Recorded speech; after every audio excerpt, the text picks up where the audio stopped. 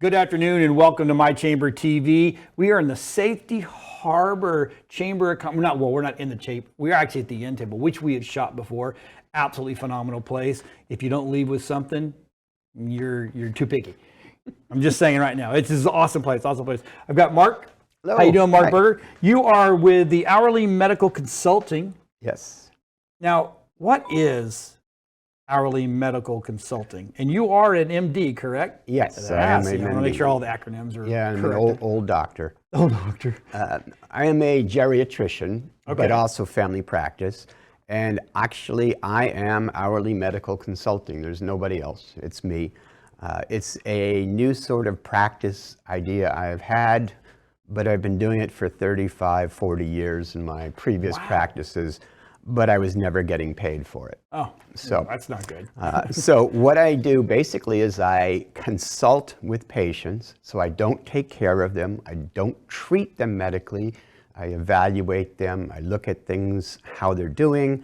I do second opinions, write up reports, suggestions, translate, give them the results. Okay. So unlike a regular consultant who is requested by your doctor to help his care or to take over, I provide medical opinions, usually second opinions, but evaluations for people who want their own personal second opinion. Now, do you go to them or do they come to you? I will do house calls. A house call. Yes, I have done house calls. One of my advantages, I do not take any insurance, Right. and I don't have an electronic health record. Okay. So technically, I don't have any rules or regulations. I can do Right. whatever I want Wow. without meeting the technical requirements of having a HIPAA-compliant video link. Right. So you didn't just wake up last week and go, hey, I think I'm going to be a doctor and do this. You've done this for quite a while. Yeah, I used to do it in my office. Right. People would come in with things and ask, and back in the old days, you didn't get paid for spending time with them. Right. So it was somewhat difficult, but people would always ask me, hey, my orthopedist wants to do this. What do you think? And I said, well, okay, bring in your x-ray, let's talk. Right. And so I would counsel them, or they would ask, what do you think about me taking this cholesterol medicine? I'd say, well, here's the benefits, here's the risks, and I wouldn't do it myself. I wouldn't have my mother do it. Right. But that's a consultant. I don't Right. do medicine. I don't treat people. I don't do prevention. I don't do wellness. I don't do physical exams. I have done some disability assessments and Right. reports. So how long have you been an actual doctor? Oh, a doctor? Or an MD? Yeah, 40 years now. 40 years. Yeah. So you just started last week. No, I'm just kidding. Yeah. Yeah, that's a. And so what are some of your accomplishments throughout your Oh, your well, 40 years of helping people? Well, a century ago, back in '86, we started practice Okay. with my wife, and we started a small mom and pop, literally mom and pop practice. We had a baby there, and we stayed there for about 10 years. But we started teaching physician assistants in Okay. our office, so I got a first professorship, and then we started doing other things on the side. My wife became a hospice medical director. We were in Stroudsburg, which is the Poconos of Pennsylvania. Right, yes, I know exactly where it's at. Occasionally we took care of honeymooners who had some problems. A heart attack in the Champagne Towers isn't too good. Or deciding that you're going to have a fight on the day after Right. your honeymoon and need some sutures. Oh boy. So we did that, and then after that I decided I wanted to do more teaching, so I went to Reading, Pennsylvania, Okay. which is the home of the Reading Railroad, and became a professor at medical school and associate director of a residency program, published a few things, did some research, got some awards, edited a book, and then my wife decided she wanted to do something different. Okay. So we did medical writing, advertising, consulting. She was actually the medical director for an advertising agency. Right. And we did really well. We had a couple of really good projects, and she decided she wanted to get out of Pennsylvania. She wanted to come to Florida, and she decided she wanted to come to Palm Harbor to go to the high school for our kids. Okay.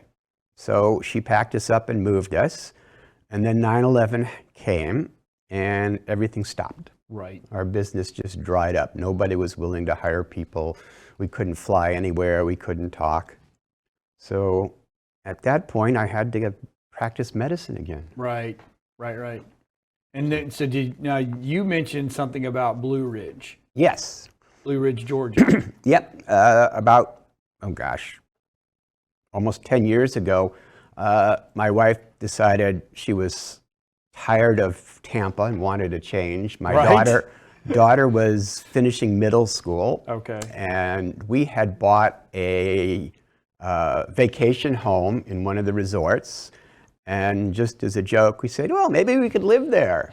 And they said, oh, that would be fun. So I got a job at one of the local hospitals, Right. being the doctor. The separate. doctor.